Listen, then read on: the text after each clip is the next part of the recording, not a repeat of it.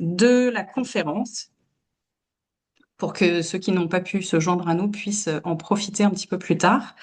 Alors pour ceux qui ne me connaissent pas, moi je suis donc Clémence André et je travaille au mouvement Être là depuis le mois de septembre comme responsable de l'animation du mouvement. Donc voilà, je suis ravie de rencontrer certaines personnes que je n'avais pas encore eu l'occasion de rencontrer. Merci à tous d'être aussi nombreux ce soir pour cette conférence. On se réjouit vraiment de voir que il y a voilà une vraie attente, il y a un vrai intérêt pour les sujets autour de l'éthique. L'idée, ce sera effectivement de pouvoir reproduire ce type de propositions environ une fois par an pour que voilà on puisse prendre le temps de prendre du recul sur des sujets importants. Rosen, si ça vous va, je vais vous laisser la parole. Oui, tout à fait. Voilà. Alors, Merci infiniment d'être là. Merci d'avoir accepté notre invitation. Voilà, on se réjouit vraiment de vous écouter pour cette conférence. Est-ce que normalement vous pouvez partager votre écran? ouais, Mm. alors, hop, Et c'est tout bon, on le voit. de le mettre en plein écran. Il faut que l'écran il se rebaisse un petit peu pour que je puisse avoir accès. Voilà, hop, à partir du début. Voilà. Et est-ce que tout le monde voit bien, on voit bien la présentation? On voit très bien l'écran, oui. Voilà, de toute façon, je la laisserai à disposition si besoin. Et puis, voilà, si besoin, envie d'autres ressources, faudra pas hésiter à me demander. Tout d'abord, merci beaucoup d'être si nombreux, nombreuses. En plus,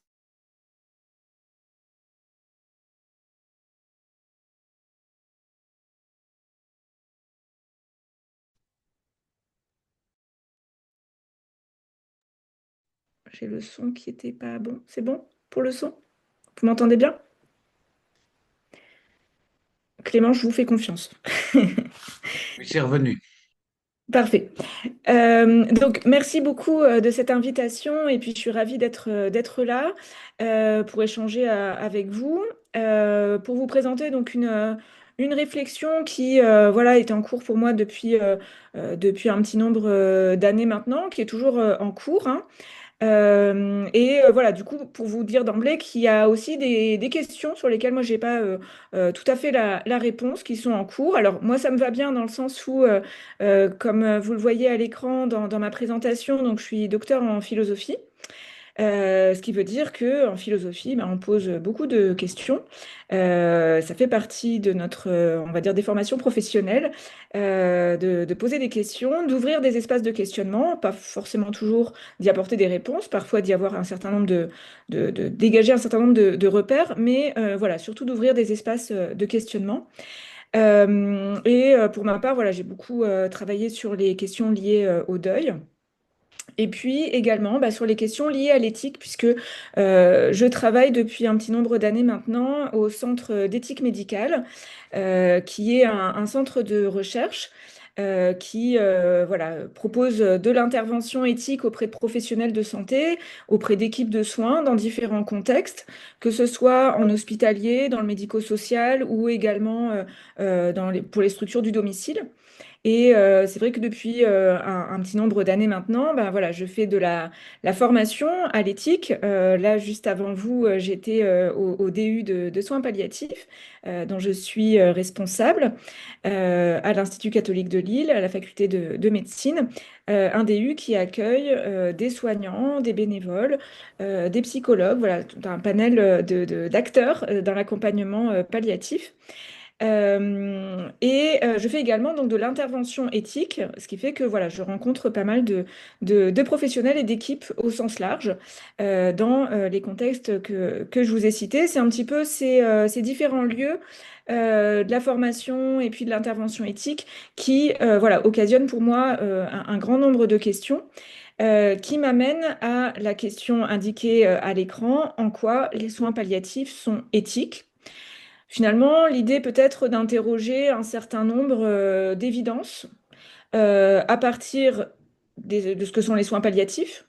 Voilà, peut-être interroger les évidences dans ce contexte-là, l'accompagnement de la fin de vie, les soins palliatifs. Puisque j'imagine qu'ici, tout le monde est assez convaincu de la démarche palliative, de la culture palliative. Et voilà, parfois, j'imagine que vous êtes aussi en position d'expliquer ce que sont les soins palliatifs, de défendre ce que sont les soins palliatifs. Voilà, du coup, peut-être ici le moment de faire un petit pas de côté et de s'interroger sur voilà, que sont les soins palliatifs. Et puis également interroger les évidences pardon, sur l'éthique. Puisque c'est un terme, l'éthique, hein, qui est beaucoup utilisé, qui voilà, voit pléthore de formations se développer sur l'éthique, l'éthique en santé, l'éthique médicale, et puis dans différents contextes, hein, on parle de l'éthique un petit peu à toutes les sauces actuellement. Donc voilà, l'éthique, on en parle beaucoup, mais voilà, qu'est-ce que c'est, qu'est-ce que ça recouvre? Et puis l'association des deux entre soins palliatifs et éthique. Là aussi, c'est une association qui est un peu, voilà, qui est souvent évidente. Moi, je le vois notamment dans les établissements de santé ou du médico-social, dès lors qu'il y a de l'éthique à faire vivre, on va dire, des activités éthiques sous l'angle de café éthique, de comité d'éthique. Bah, souvent, on vient chercher les équipes de soins palliatifs.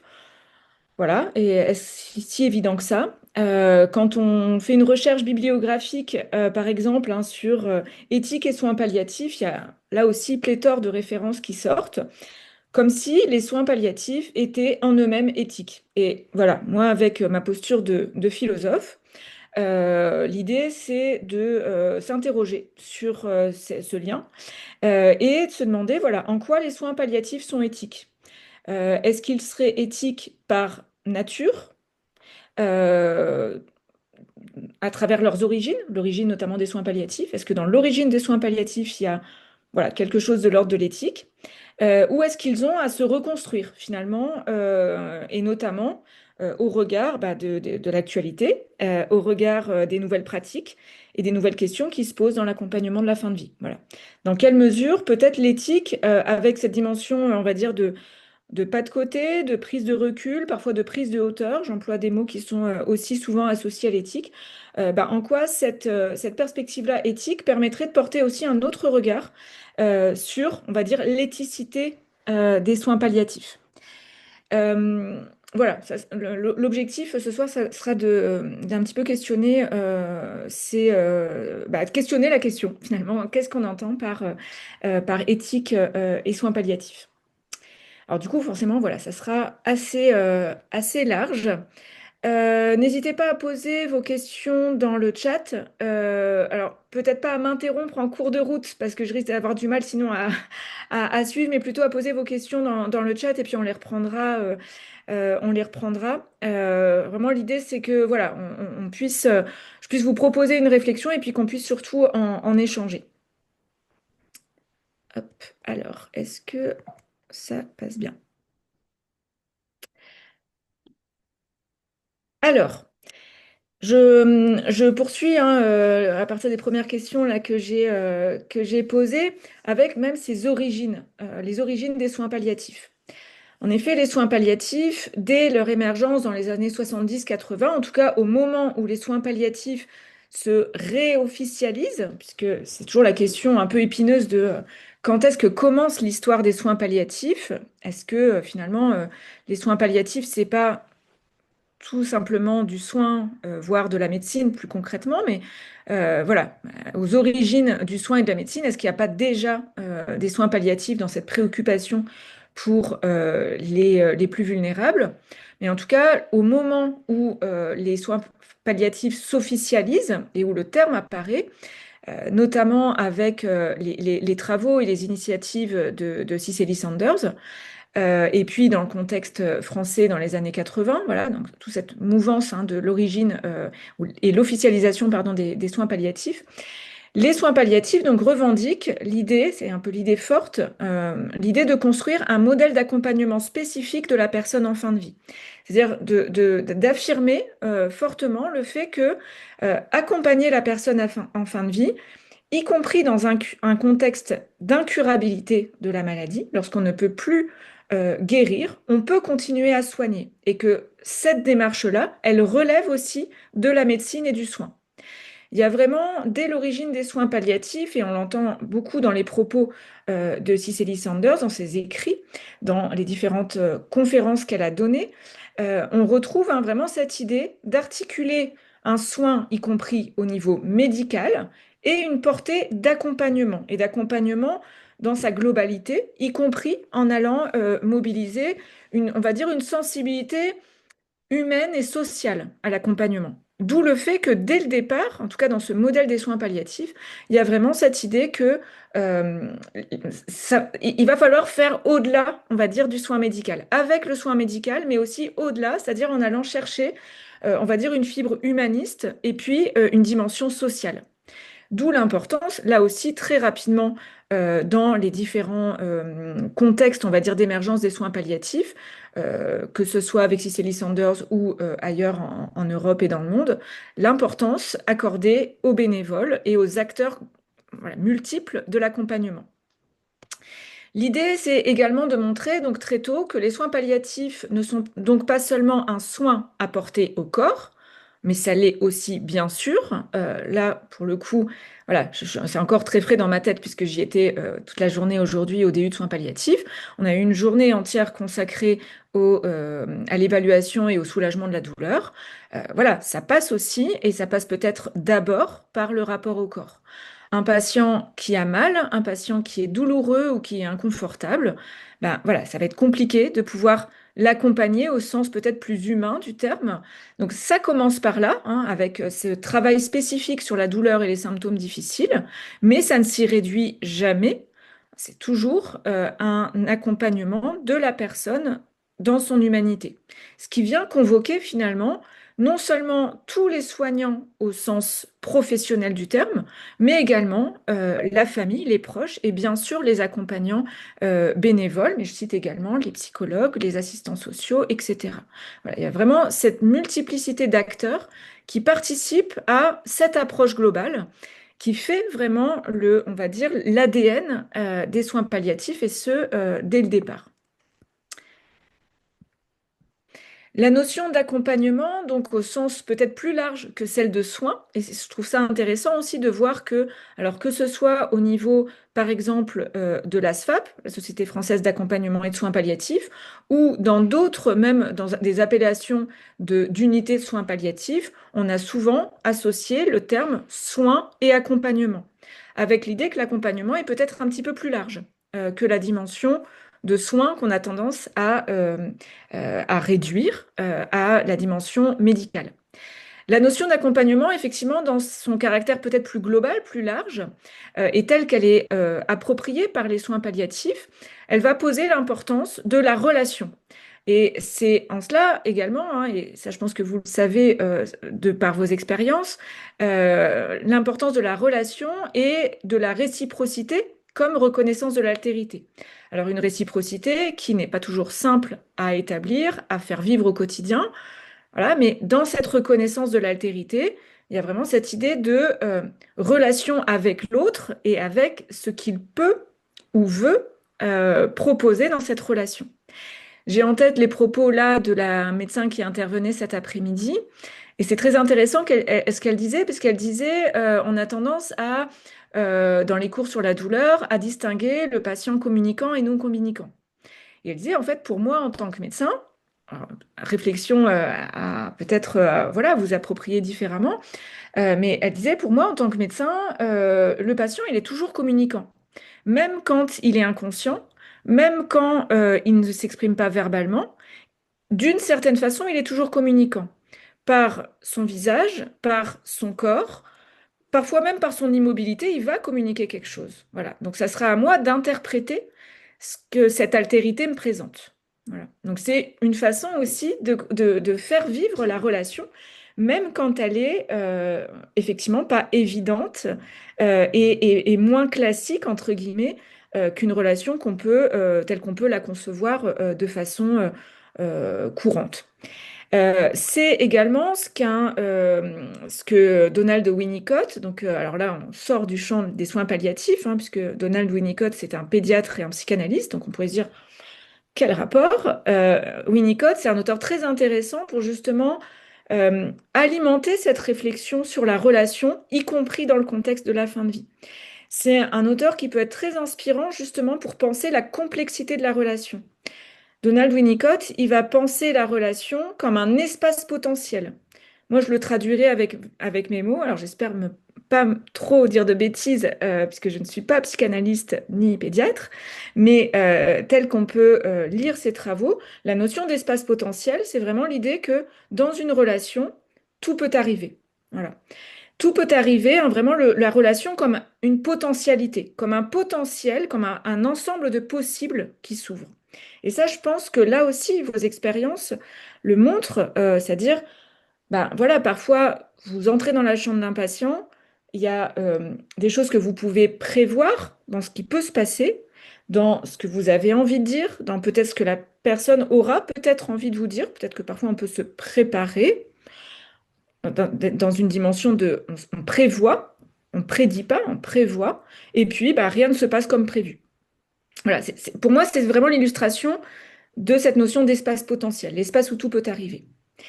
Et puis l'accompagnement, tel que également le travail et le travail au quotidien, hein, les soins palliatifs, c'est cette idée de continuité des soins dans la temporalité comme dans le sens des actes. Voilà. La continuité des soins vient rappeler que le prendre soin ne se résume pas, même si, encore une fois, ça commence par ça, hein, ne se résume pas à des traitements, à des investigations, à une démarche diagnostique, à une démarche médicale, mais mobilise une relation, une prise en compte individuelle des besoins et des aspirations de la personne dans ce qu'elle va être capable d'en dire, comme parfois de rien en dire et de pas forcément le manifester. Et c'est là où effectivement cette notion de continuité et de complexité de la relation, bah, elle va mobiliser un rapport donc à l'altérité, rapport à l'autre, dans toute sa complexité, voire dans tout son mystère, et puis un rapport au temps, avec ce que la personne va peut-être livrer petit à petit, ou pas, avec là aussi cette dimension euh, d'incertitude. Alors, se pose alors la question de la définition et ou de la délimitation de cet aspect éthique des soins palliatifs. En quoi les soins palliatifs seraient éthiques? Alors, ça, je ne l'ai pas marqué sur ma diapo, mais euh, effectivement, ce qui peut être complexe avec la notion d'éthique, c'est que on l'emploie avec parfois une certaine évidence, comme associé à une réflexion, on va dire, d'ordre moral.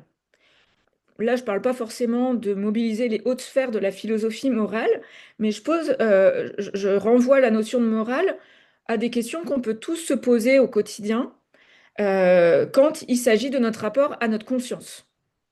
Et concrètement, est-ce que j'arrive à me regarder dans un miroir à la fin de la journée? Est-ce que mes actions sont bonnes? Est-ce que dans ce que je propose, en action ou en parole, j'essaye d'être une bonne personne? Voilà. Et souvent, on a tendance, et c'est assez juste, hein, à associer la réflexion éthique à cette recherche du bien. Voilà. Cette recherche du bien, peut-être dans l'absolu, mais dans la réalité, ben, il y a le bien dans l'absolu et puis il y a le faire au mieux. Voilà. Il y a deux perspectives éthiques que j'aime bien, que j'illustre par deux citations. Il y en a une qui nous... Alors, moi, je vais être très basique, hein. Image très prosaïque. Mais pour moi, la réflexion éthique au quotidien, et on va parler de ça, hein, en fait, elle se joue un peu dans le verre à moitié plein et à moitié vide. Voilà. Il y a l'idéal du bien, et puis dans la réalité, il y a le verre à moitié plein et le verre à moitié vide. Le verre à moitié vide, on va commencer par ça parce que du coup, on va se remonter le moral un peu après. Le verre à moitié vide, c'est par exemple ce que nous dit Éric Fiat, j'imagine que certains devaient connaître, hein, qui est un philosophe contemporain, qui a une formule qui me parle beaucoup par rapport à mes interventions éthiques, parfois un peu malheureusement. Il dit que l'éthique, c'est l'effort pour rendre le tragique moins tragique. Là, on est bien dans le verre à moitié vide, c'est-à-dire que vraiment, ça plombe un peu l'ambiance. Mais effectivement, il y a certaines situations dans lesquelles on peut intervenir en éthique, par exemple, et j'imagine que peut-être ça vous parle aussi, des situations qui sont compliquées, où on se dit, il y a pas de solution, c'est-à-dire que c'est la plongée dans le tragique. Voilà. Dans le tragique de la solitude des personnes, dans voilà, le tragique de l'isolement social, de l'isolement relationnel, de relations familiales compliquées, le tragique de la finitude, hein, de la mort qui arrive, et où ben, voilà, l'idéal du bien, ben, ça serait peut-être qu'on ne meure pas ou que la maladie, qu'on trouve une solution, voilà, qu'on puisse guérir, que le patient puisse guérir. Voilà, donc la plongée dans le tragique, hein, ça fait aussi partie, et la reconnaissance de ce tragique, pour moi, ça fait partie aussi de l'éthique. Donc, effort pour rendre le tragique moins tragique, parce qu'il y a quand même de l'effort, il y a quand même l'effort à travers cette écoute, à travers l'écoute, le fait de rejoindre cette altérité, à travers peut-être un effort aussi hein, d'humanité dans ces situations tragiques. Donc ça, c'est le verre à moitié vide.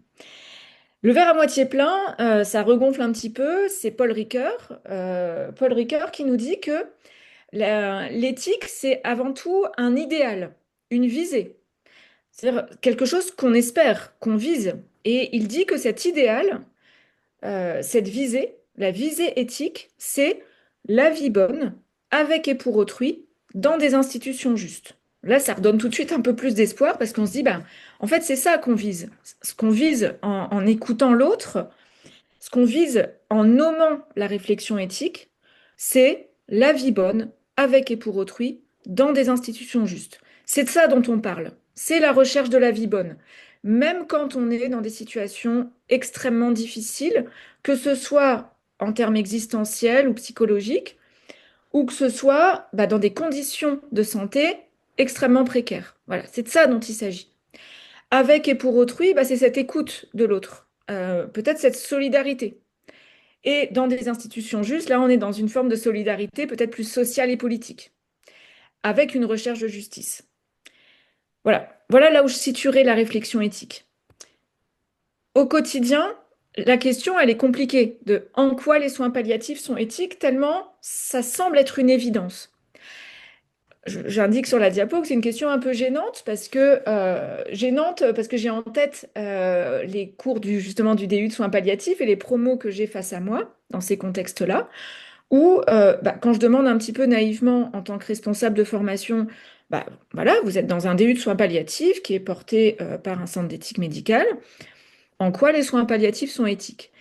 Et souvent, ce qui ressort, c'est que c'est éthique parce qu'en soins palliatifs, on met de l'humain, on remet de la relation, on est à l'écoute des patients, avec parfois, très souvent, le décalage, le contraste avec ce qui se passe ailleurs, dans d'autres services, dans d'autres contextes, et avant que le patient soit en fin de vie. C'est-à-dire tous les parcours de maladie, et parfois de handicap, qui sont longs, qui sont compliqués, qui sont douloureux, et où le patient, il n'a pas eu tout ça. Il n'a pas eu toute cette écoute, cette attention, le fait de replacer sa qualité de vie, sa santé et peut-être son bien-être, voire comme le dit Paul Ricoeur, sa vie bonne, son bonheur, même dans un contexte comme celui-là, que finalement, c'est dans un contexte de fin de vie que cette attention à l'autre émerge.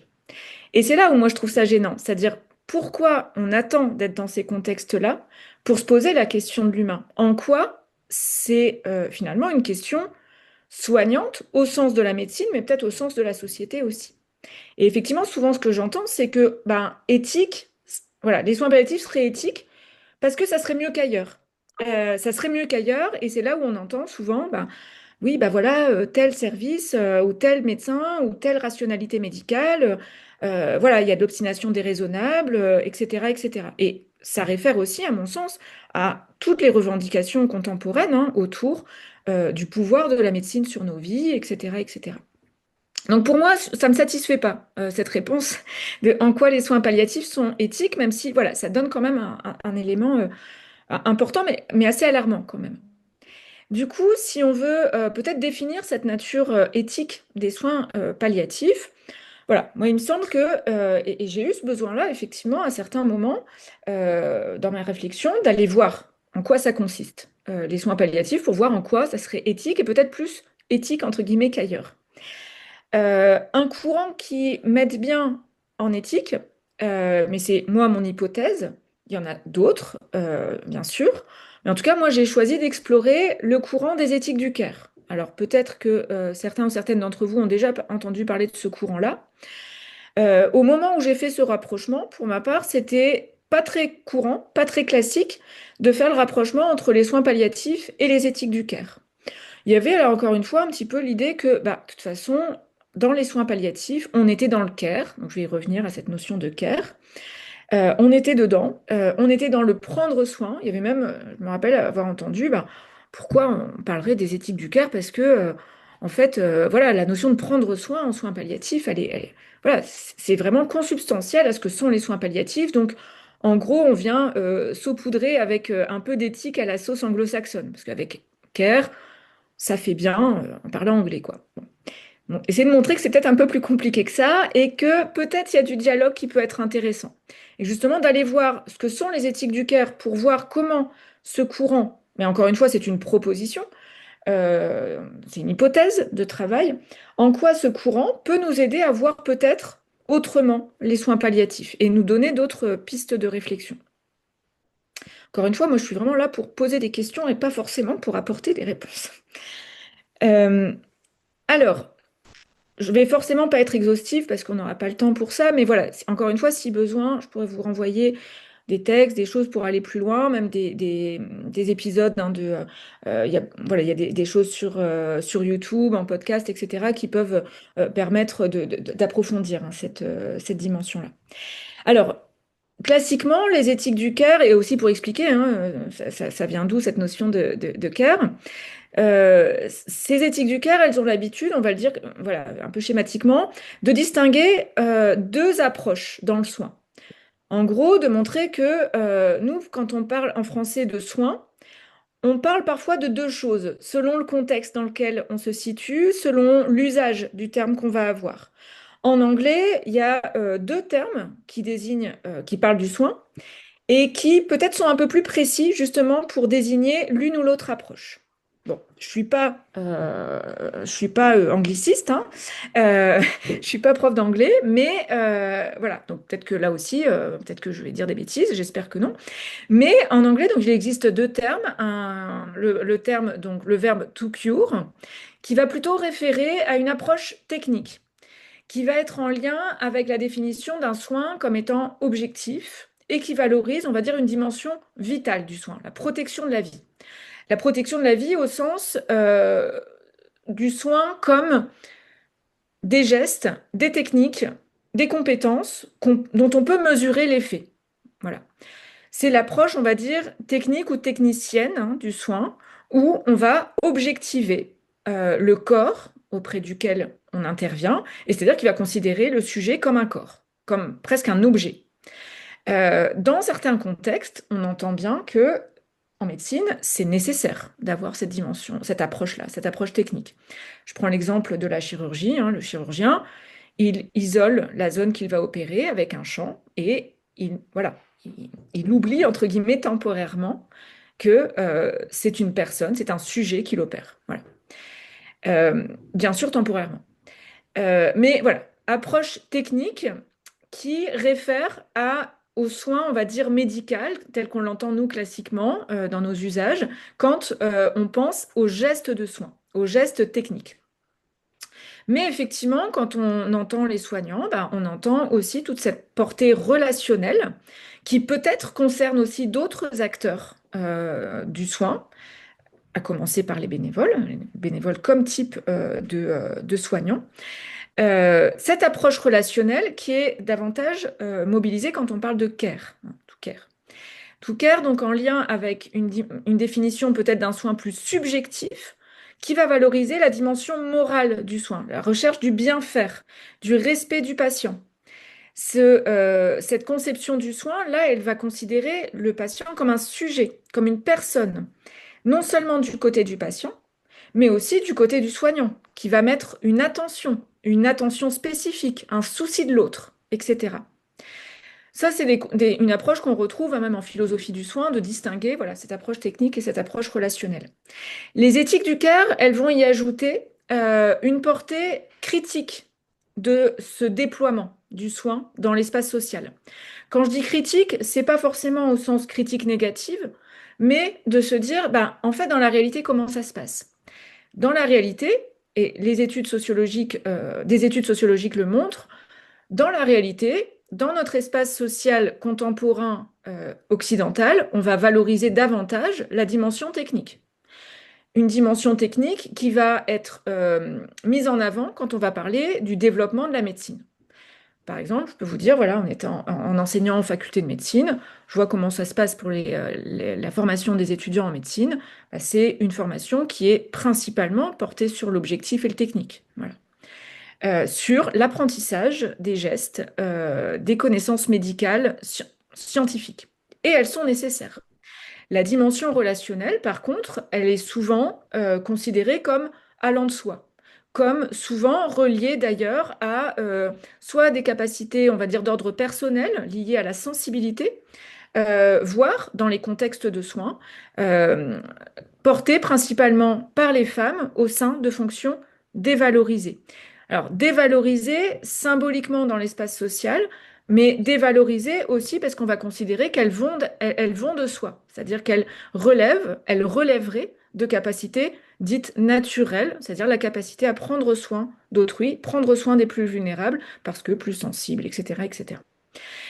En tout cas, voilà, c'est sur non seulement cette distinction et cette description au niveau social que les éthiques du care se fondent et encouragent à la discussion.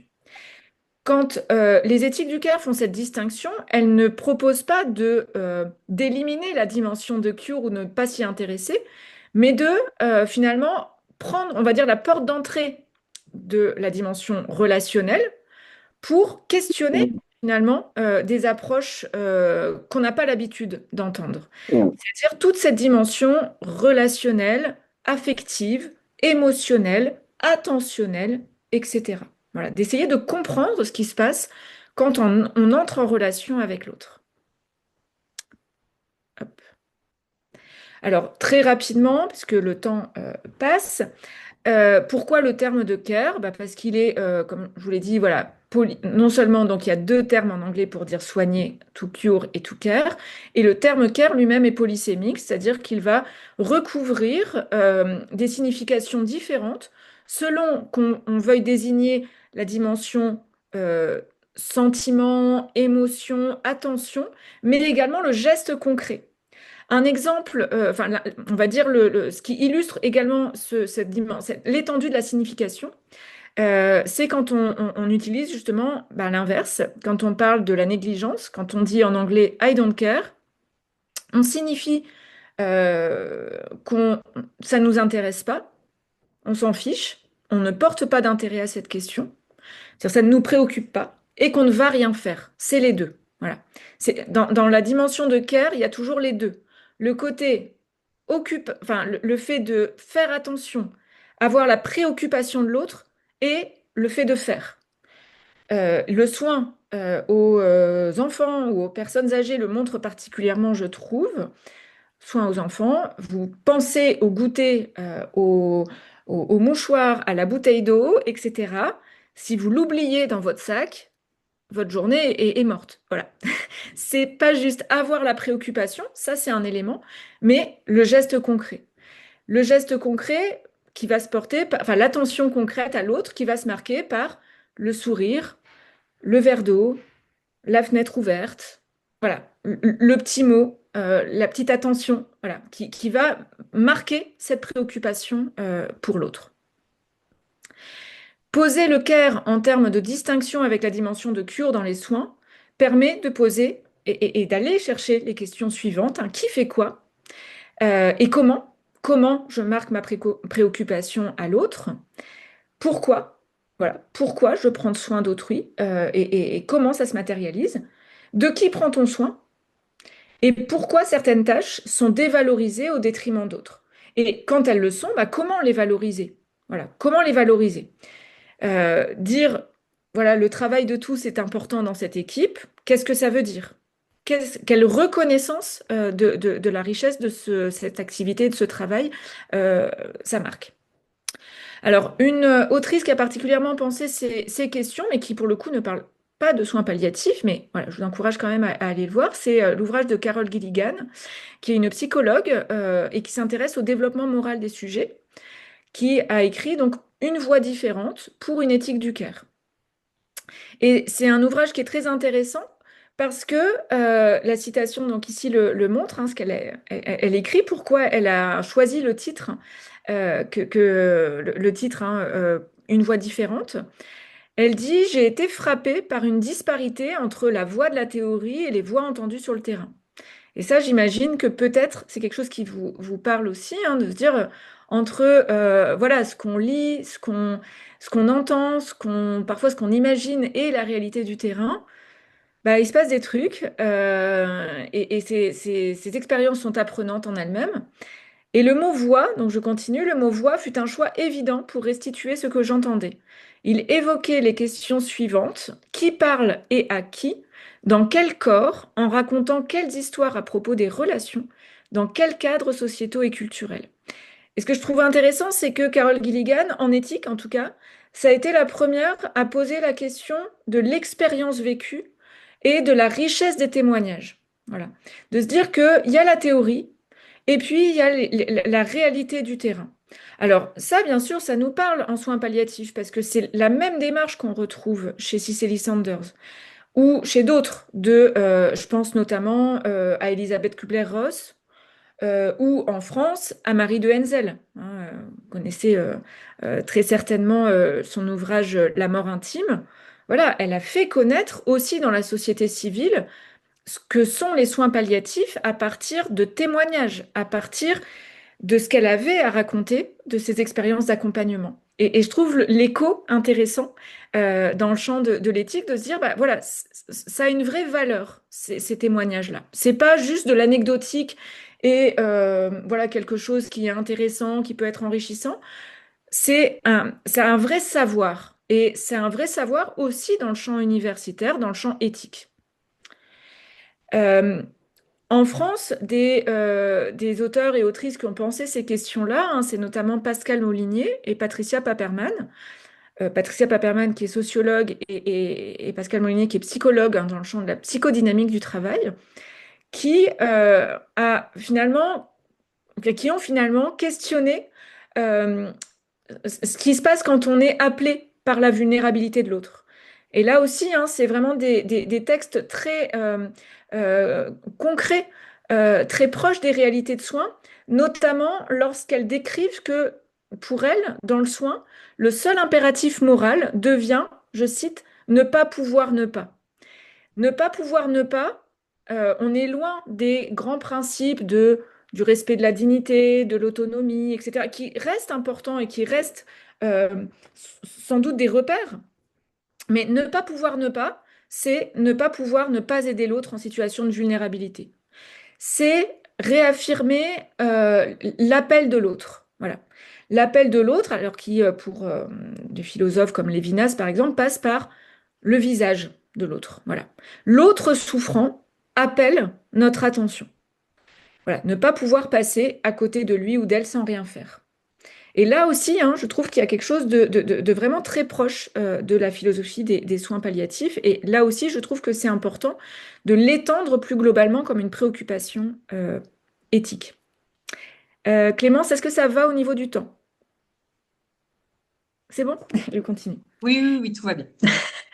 Vous pouvez continuer. Une autre autrice qui est Joan Tronto, qui est une philosophe américaine en philosophie politique. Donc là aussi, hein, pas forcément des soins palliatifs, mais je trouve là aussi que le rapprochement est intéressant et que les éthiques du care ont quelque chose à nous apprendre. Elle donne une définition du care, donc du soin dans cette approche peut-être plus relationnelle. Elle dit, le care est une activité générique qui comprend tout ce que nous faisons pour maintenir, perpétuer et réparer notre monde, en sorte que nous puissions y vivre aussi bien que possible. Ce monde comprend nos corps, nous-mêmes et notre environnement, tous éléments que nous cherchons à relier en un réseau complexe en soutien à la vie. J'aime beaucoup cette citation parce que elle nous rappelle, je commence en décortiquant un petit peu la citation, elle nous rappelle, en disant que le care est une activité générique, elle nous rappelle que le soin, euh, ça peut être plein de choses. Quand elle dit activité générique, c'est pour dire que le soin ne se réduit pas à des gestes, à des pratiques ou voire à des outils qui sont un peu stéréotypés. Par exemple, moi, quand je demande à des soignants ou même à des étudiants en médecine ou en soins infirmiers, c'est quoi les gestes de soins? C'est prendre la tension, c'est la piqûre, c'est le thermomètre, voilà, c'est tel médicament. Voilà. Ça, on a tendance à le stéréotyper, entre guillemets, à travers des gestes, à travers voilà, des médicaments, des objets, des outils, etc. De plus en plus, hein, on a aussi tout ce qui relève de l'usage de la télémédecine, etc. Voilà, on va avoir tendance à un petit peu stéréotyper, entre guillemets, les outils et les gestes du soin. Joanne Tronto, elle va poser le fait que le care, ça peut être plein de choses. Ça peut être un sourire. Ça peut être le verre d'eau qu'on amène. Voilà. Ça peut être la main posée sur l'autre. Voilà. Ça peut être du soin. Ça ne l'est peut-être pas à toutes les conditions, mais elle propose le fait que voilà, ces gestes un peu, ces gestes standards, génériques, parfois ces paroles, peuvent être soignantes.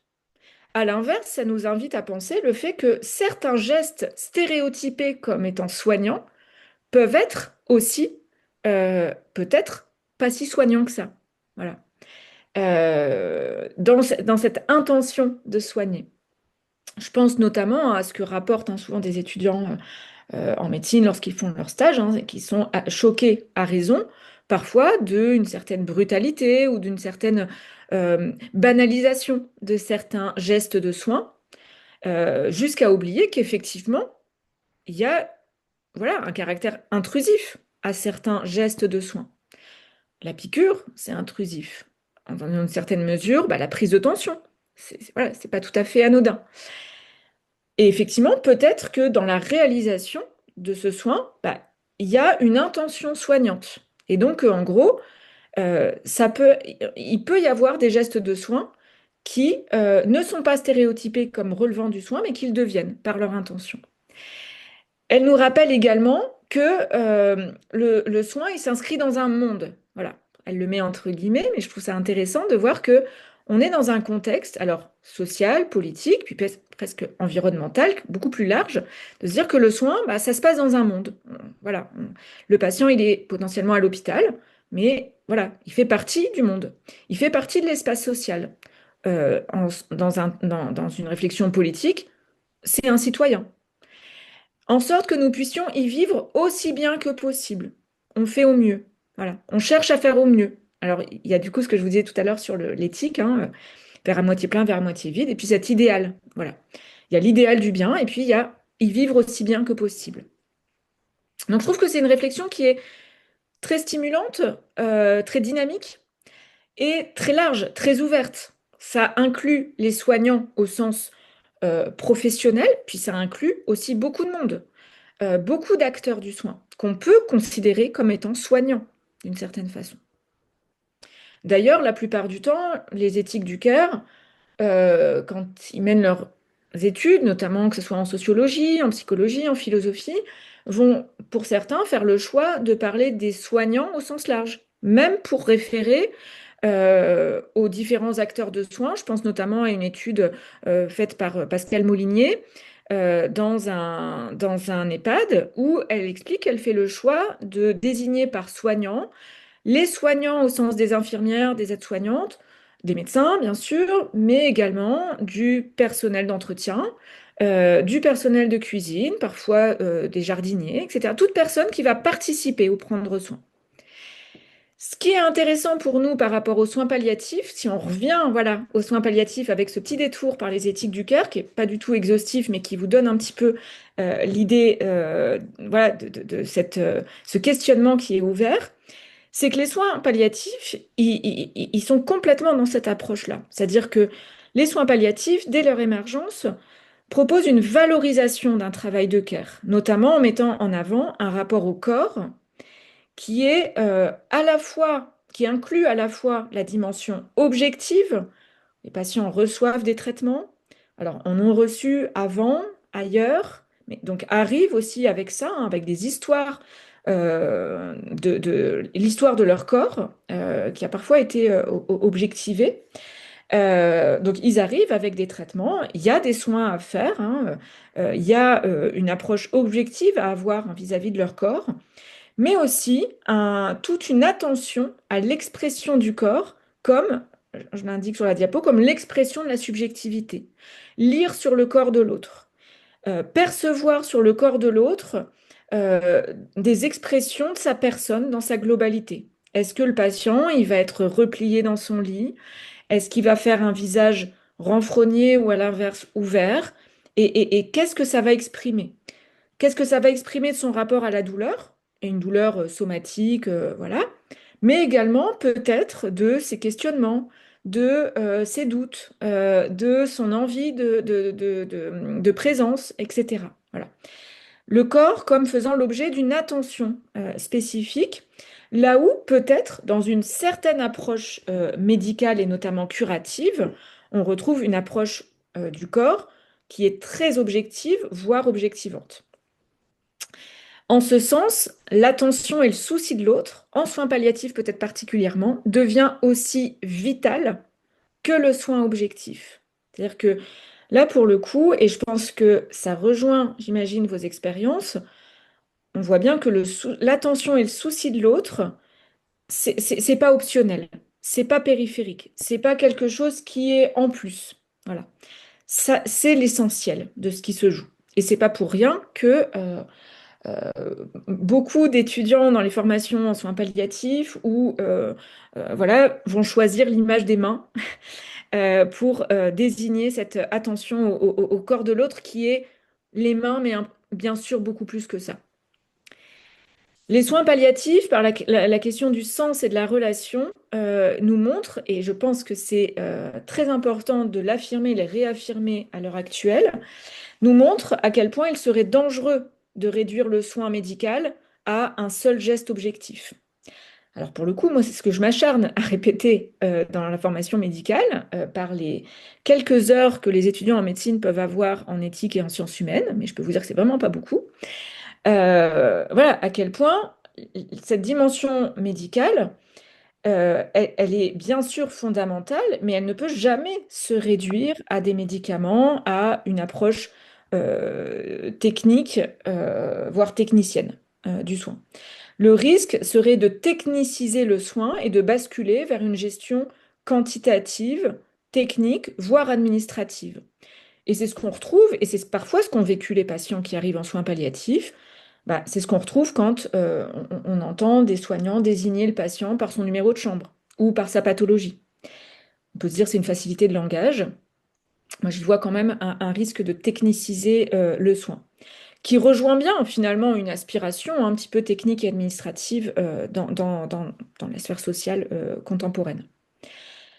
Euh, je voulais rajouter un petit truc à cet endroit-là, mais ça va me revenir plus tard.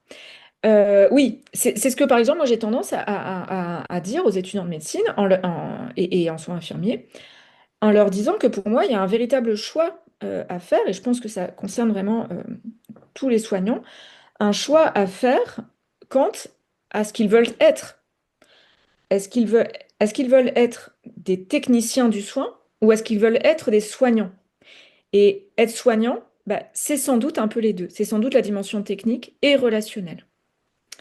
Mais effectivement, on est sur des dimensions qui sont différentes parce que, comme je vous le disais tout à l'heure avec les éthiques du cœur, on a une valorisation, y compris sociale, qui est différente. Voilà. Tout le monde va dire que c'est hyper important le soin et l'attention apportée à l'autre au niveau relationnel, mais bon, c'est pas la plus valorisée. Voilà. C'est pas la plus valorisée ni symboliquement ni matériellement. Euh, on peut être, voilà, on peut avoir plein d'avis divergents là-dessus, mais voilà, c'est quand même ce qui s'exemplifie d'ailleurs, hein, encore une fois, dans les différentes formations, hein, voilà. Ce qui va permettre d'évaluer, par exemple, un futur médecin dans ses études, c'est la réalisation des gestes techniques. C'est pas sa dimension relationnelle. Euh, voilà, les soins palliatifs, pour le coup, exigent les deux. Et c'est bien en cela qu'il y a quelque chose d'assez fondateur, on va dire, dans les soins palliatifs, hein, l'idée que pour exister dans la médecine, les soins palliatifs, dans la médecine et dans la société, les soins palliatifs affirment le fait que il faut de la technique, mais il faut aussi cette dimension relationnelle et morale. Et il faut toujours les deux, voilà, pour ne pas réduire le soin à sa seule dimension morale. Je voudrais surtout pas donner l'idée que les seules mains, ça marche tout seul. Voilà. C'est tout le travail d'une équipe. Voilà, c'est ce que notamment Michel Castra, sociologue, hein, nous dit, pour ne pas réduire non plus le soin palliatif à à la seule forme de soin de l'âme. Comme je disais tout à l'heure, les patients en soins palliatifs, ils ont des douleurs, ils ont des symptômes, donc ils doivent être entendus. Ils doivent être entendus dans cette dimension-là somatique, physique, qui appelle des expertises différentes, mais ils doivent aussi être entendus sur cette dimension relationnelle et morale. Et les deux travaillent ensemble. C'est en cela que, voilà, vraiment, c'est un travail d'équipe. Alors, de façon très concrète, ce que je trouve très intéressant, passionnant en soins palliatifs, dans la perspective des éthiques du care en particulier, c'est que de façon très concrète, en soins palliatifs, on assiste à une sorte de presque de renversement de ce qui est usuellement considéré comme du sale boulot.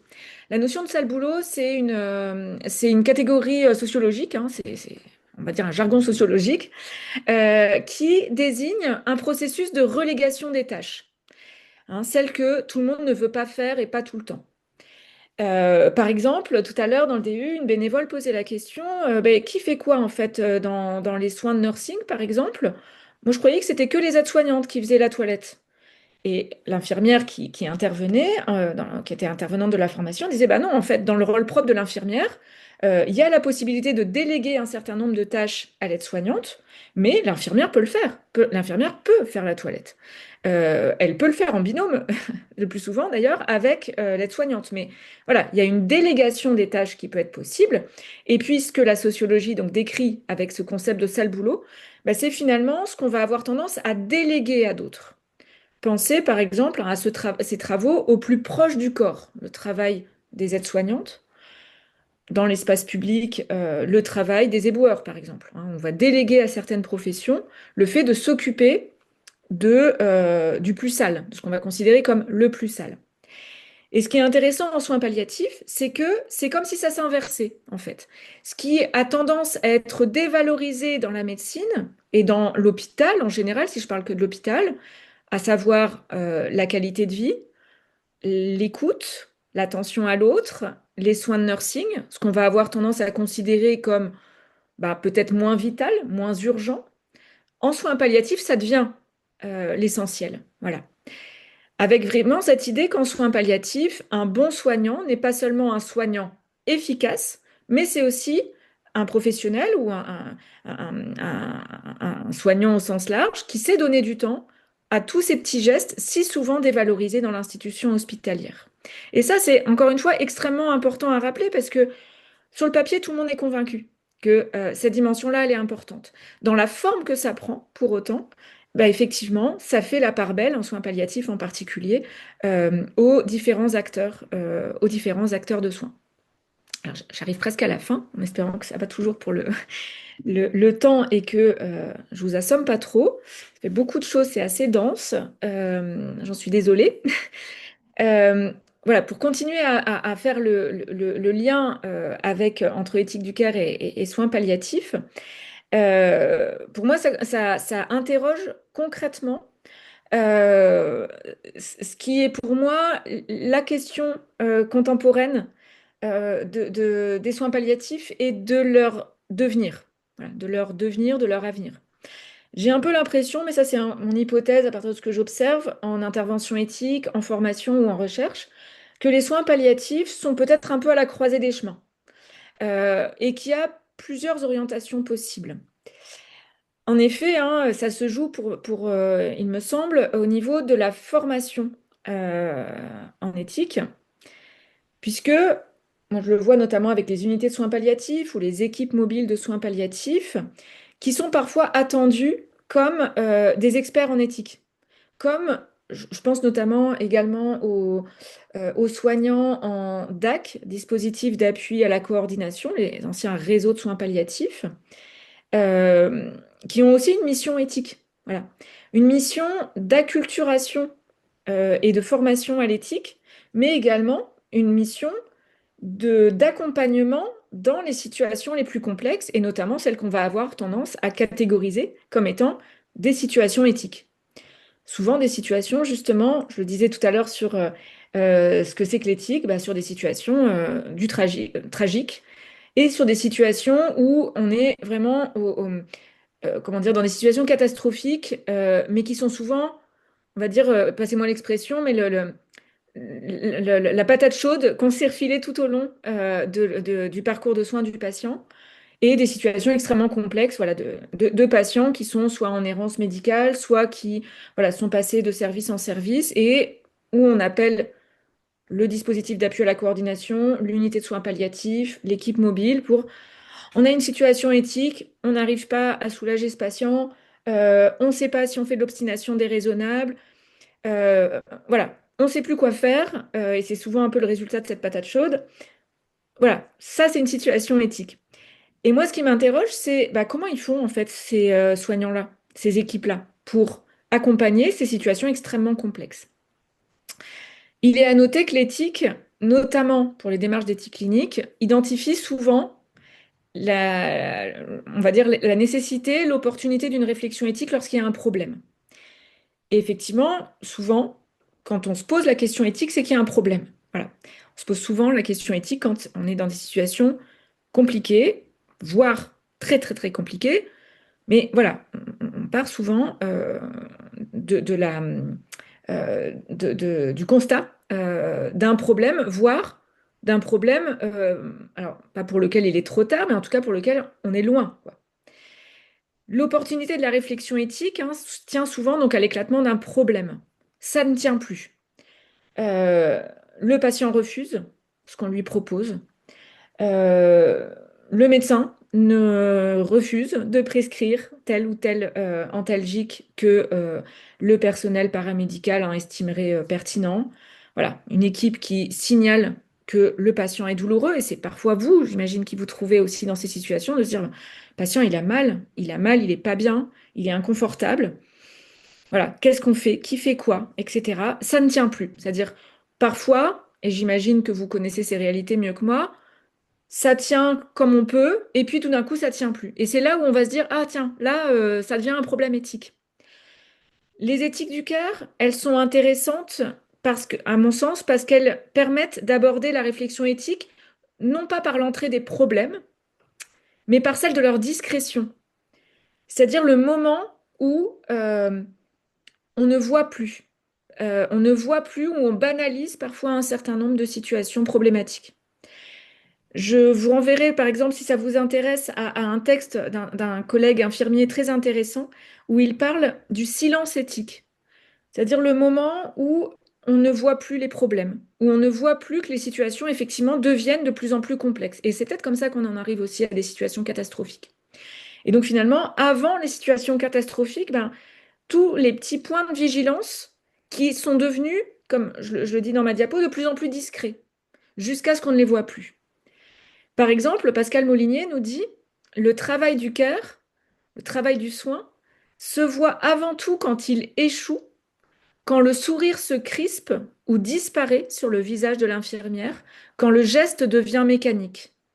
C'est-à-dire quand le soin n'est plus investi d'une attention à l'autre, d'une attention qui porte voilà, une intention de soulager, une intention d'écoute, quand le geste devient mécanique au sens d'une routine. Alors, Après, on a tous besoin d'une routine.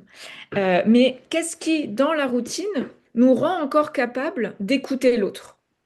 Et effectivement, parfois, il y a des choses qui peuvent devenir compliquées dans l'écoute et dans l'accueil de l'autre quand bah, on est pris par ses émotions, quand certaines situations sont plus difficiles, quand elles font écho à nos vécus personnels, quand certaines maladies aussi nous interpellent, nous appellent aussi hein, sur ce qu'on peut faire, pas faire, sur ce que d'autres font ou ne font pas, et où finalement, bah, voilà, on peut, ça c'est ce que la psychologie décrit hein, en parlant de, par exemple, de mécanismes de défense, bah, on peut parfois se routiniser, se robotiser, on va dire, pour résister aux situations de soins. Et voilà, c'est là où je trouve que la notion de discrétion de l'éthique, elle est intéressante. C'est-à-dire cette idée que parfois, progressivement, cette attention qu'on met à l'autre, elle peut devenir de plus en plus discrète jusqu'à disparaître. Et que ça, je pense que c'est quelque chose qui peut-être nous menace un peu tous. Alors, Alors une belle... je suis désolée, mais effectivement, l'heure tourne un petit peu, donc Et là, j'arrive juste à la fin. parfait. J'arrive juste à la fin avec voilà, cette citation que je vous laisse lire et qui, alors, pour Pascal Molinier, décrit la réalité des infirmières et des aides-soignantes, mais je pense qu'on peut largement y faire entrer la réalité des bénévoles, vous me direz, où elle dit, voilà, les infirmières et les aides-soignantes plus encore ne peuvent pas décrire leur travail par des généralisations, encore moins le modéliser sous forme de chiffres ou de diagrammes. Alors c'est intéressant parce que sur le site d'être là, je voyais par exemple quand on va sur la page, on voit le nombre d'heures de présence, le nombre d'accompagnements. Ça dit beaucoup de choses déjà. Mais Pascal Molinier, elle va plus loin, elle dit pour faire comprendre et faire comprendre ce qu'elles font. Alors oui, il y a ça, il y a les chiffres, il faut se rendre compte de voilà du temps que ça prend, de ce qu'on fait, etc. Et puis parfois il faut en rendre compte ou pour faire comprendre. Mais pour faire comprendre ce qu'elles font, les infirmières et les aides-soignantes, sans doute les bénévoles, sont tenues de raconter une succession d'histoires tordues où vulnérabilité ne signifie aucunement innocence ou transparence ou bonté. Quand elle dit histoire tordue, bah, c'est qu'il y a des histoires extraordinaires de rencontres. Cette succession d'histoires que les soignantes se racontent inlassablement à chaque fois qu'elles en ont l'occasion vise à construire une éthique commune, indissociable d'une communauté de sensibilité. Et que c'est peut-être ça qui nous lie dans le soin au sens large.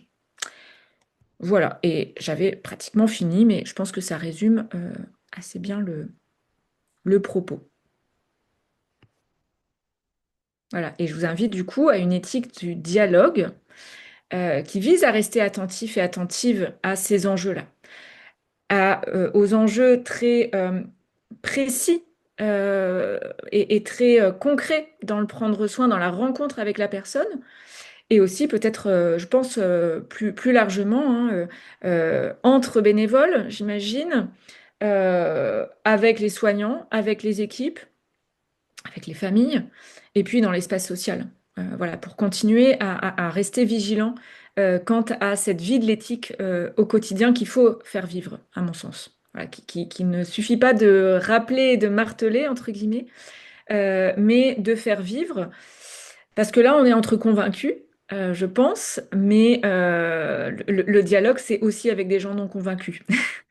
Et ça, j'imagine que voilà, c'est quelque chose que vous connaissez également.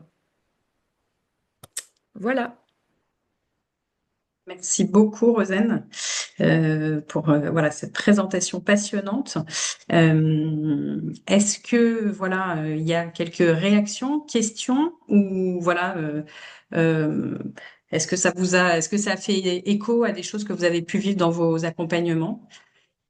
Voilà, n'hésitez pas à prendre la parole ou à faire un petit commentaire sur le chat si c'est plus simple pour vous que de prendre la parole. On est nombreux.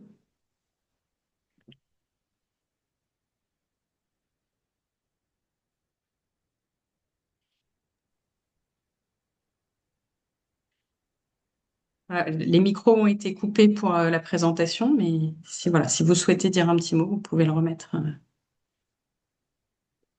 assez facilement. C'est vrai que ça peut être impressionnant, tout ce monde.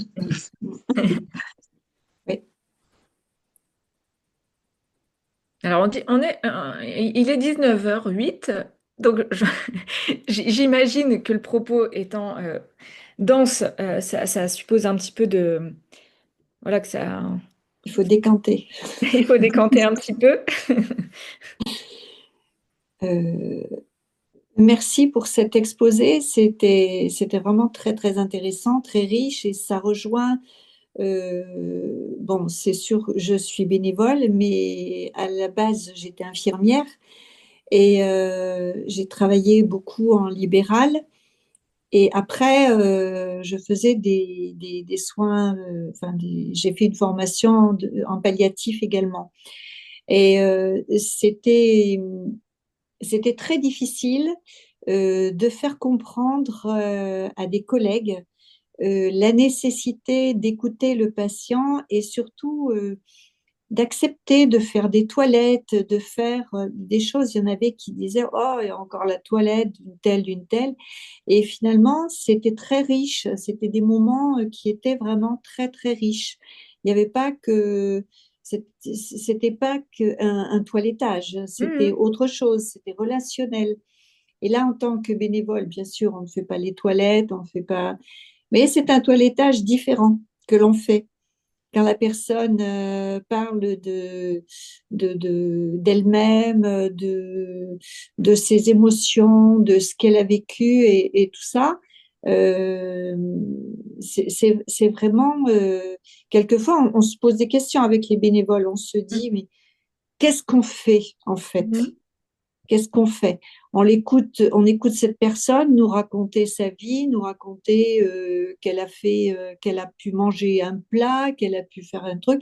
Et qu'est-ce qu'on lui apporte en fait? Voilà, c'est ça. Et finalement, quand on parle, la personne est souvent contente. Mais Mm. oui, on voit bien Merci pour votre témoignage, parce qu'on voit bien qu'il s'y joue dans ce temps de rencontre quelque chose d'essentiel, quelque chose de fondamental, d'extrêmement riche, comme vous le Mm. soulignez, et en même temps, bah, que c'est difficile de le désigner. Alors, on le désigne par des récits, par des histoires, par Mhm. des moments voilà, qu'on va raconter, mais voilà, effectivement, dans votre réflexion de mais qu'est-ce qu'on fait? Oui, Ben, parce que ça peut être, quelquefois, on a l'impression que c'est du bavardage.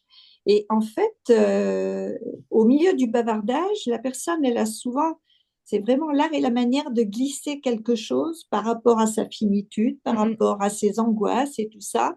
Et il faut vraiment, c'est là où il faut être présent, il faut être là, et vraiment pour capter le mot ou la petite phrase, les petites phrases qui a l'air anodine, qui est glissée entre deux petites phrases complètement anodines, entre la météo et puis la visite de son fils. Mais il y a une petite phrase ou un petit mot qui donne le carburant de l'entretien. Et ça, c'est ce qui est très enrichissant dans le bénévolat. C'est vraiment, au début, quand j'ai commencé le bénévolat, je disais, mais quand j'étais infirmière, finalement, je croyais que j'accompagnais les gens. En fait, je les accompagnais pas. Mais heureusement que j'avais pas la mentalité d'une bénévole, sinon, j'aurais jamais pu soigner les gens. Il y a sans doute un faire, entre guillemets, spécifique, Oui, mais qui est autre, effectivement. Et vous le décrivez bien dans cette idée de... Enfin voilà, alors, c'est pas de l'attente passive, non. c'est une forme d'attention spécifique qui est peut-être déjà un faire, mais Mhm, effectivement qui n'est pas très visible, qui est pas très audible aussi sur on va dire la scène sociale, mhm.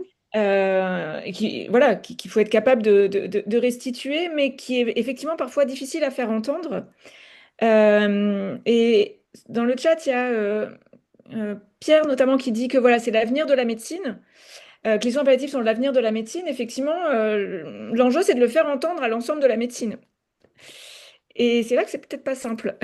Bah, il faudrait changer la formation des médecins aussi parce qu'ils ont tellement peu de temps concernant l'attention de la personne et tout ça. Et puis, Puis l'administration aussi, elle vous pousse à faire, quand on travaille avec un smartphone, quand les soignants travaillent avec un smartphone et puis avec le temps qui est délimité et tout ça, comme dans les EHPAD, c'est une horreur. Elles ont 7 minutes pour changer une couche. Ça se résume à changer la couche alors que c'est autre chose. Mm. Bon, j'arrête de parler, je laisse parler les autres. Merci Nicole pour votre témoignage. Bonsoir. Bonsoir. Je rejoins beaucoup Nicole sur ce qu'elle vient de dire. Moi, personnellement, je suis auxiliaire de vie depuis, je suis dans ma 22e année. J'ai fait fonction d'aide-soignante en EHPAD pendant 1 an et demi. Et j'ai fait pas mal de fin de vie à domicile, de binôme avec des infirmières et infirmiers dans le cadre de l'HAD. Donc, c'est des choses qui me parlent beaucoup. Et donc, pour l'instant, je n'ai pas commencé mon bénévolat parce que je viens de finir ma formation. Donc, je suis en attente de pouvoir intégrer une structure, voilà, de pouvoir commencer mon bénévolat. Et j'attends avec impatience d'ailleurs.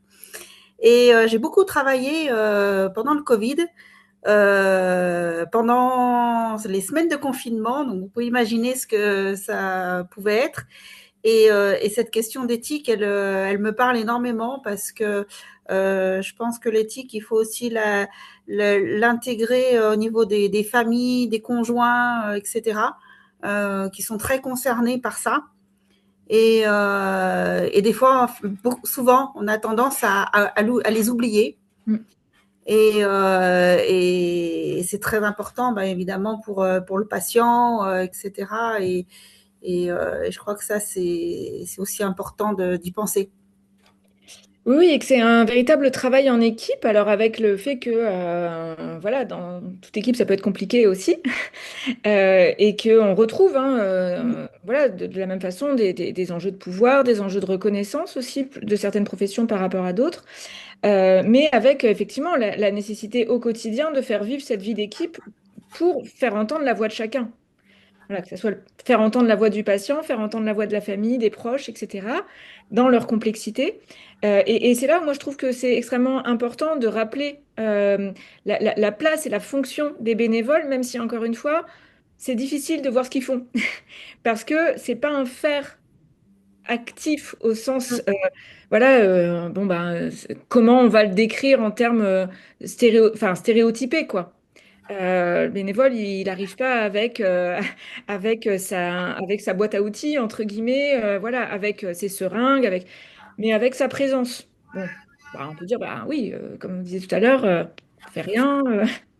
Et pour autant, effectivement, c'est aussi par vous que ça passe, en fait, ce relais. Alors parfois pour faire entendre la voix du patient ou de ses proches, et puis voilà, pour apporter aussi cette réflexion plus globale, plus sociale, même si effectivement, c'est un statut différent. Et c'est peut-être ce statut un petit peu à part, c'est-à-dire pas professionnel au sens euh, soignant, que ça participe quand même au contexte du soin.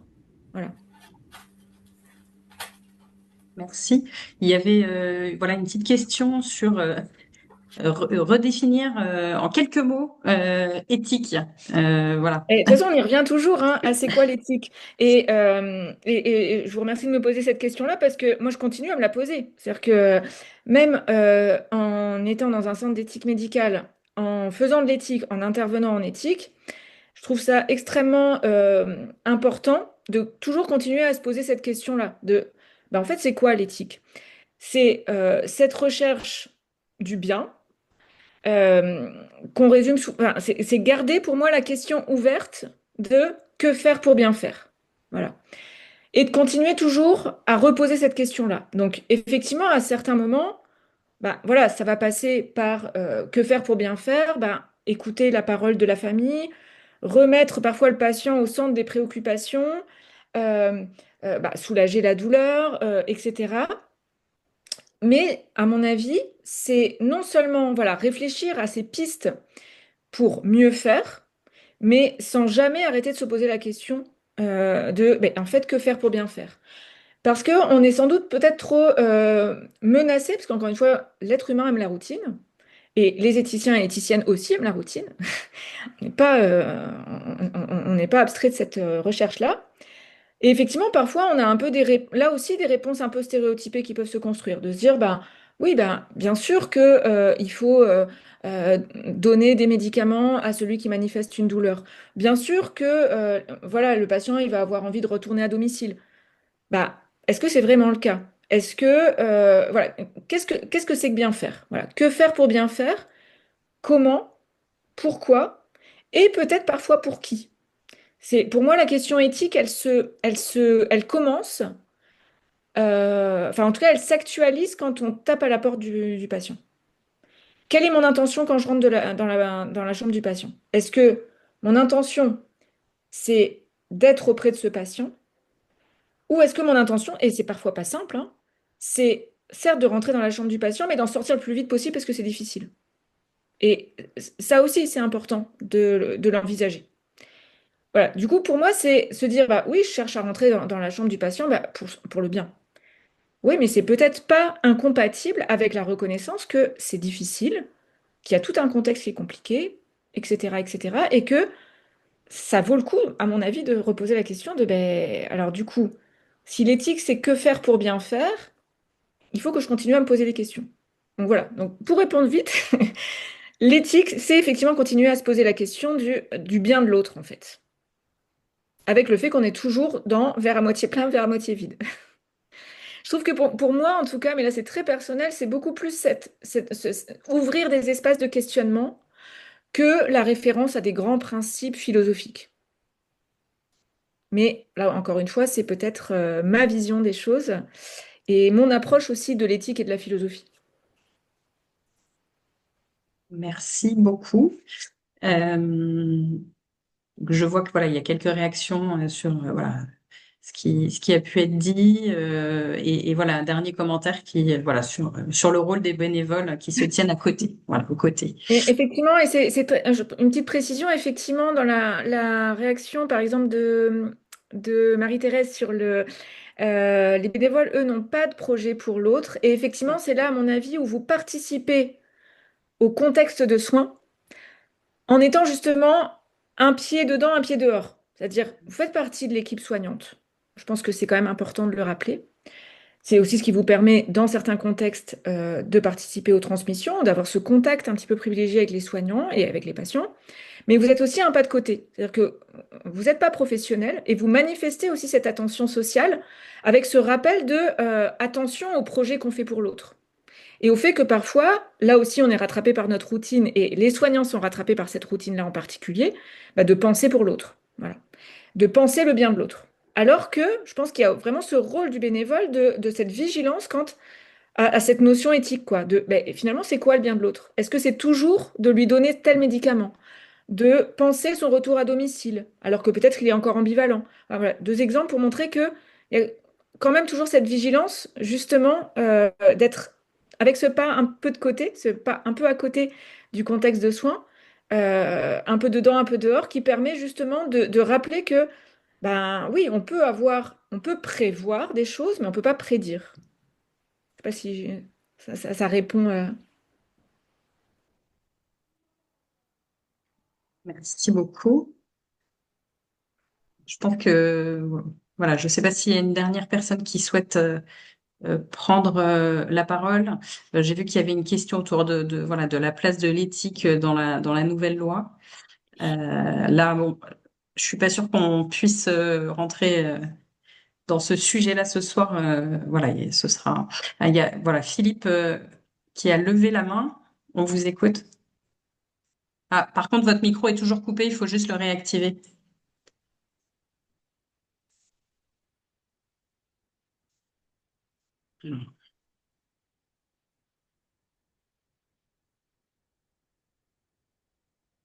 Normalement, c'est bon, allez-y.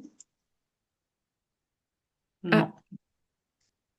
Alors, c'est bizarre parce que votre micro semble pas coupé. Sinon, vous écrivez votre question peut-être par écrit, si c'est rapide. Si-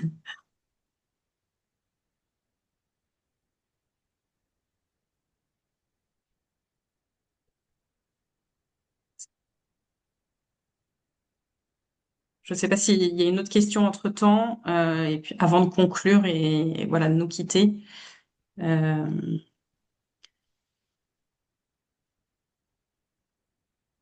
Philippe, je ne sais pas.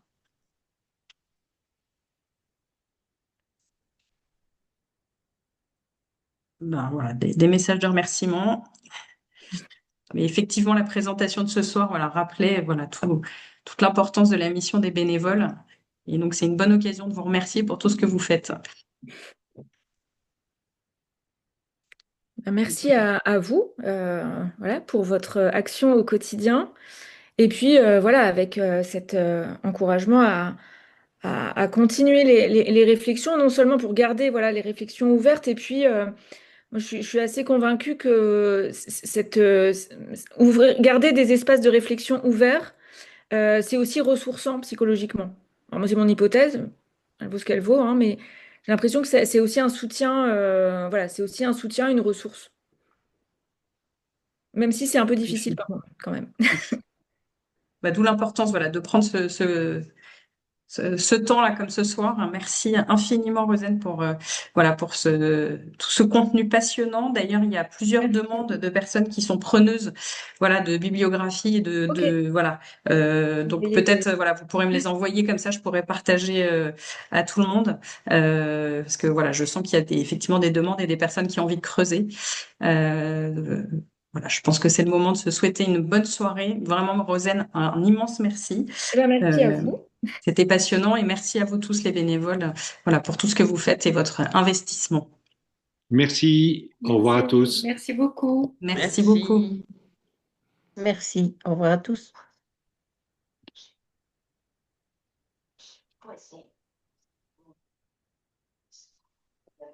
Merci beaucoup. Au revoir. Au revoir.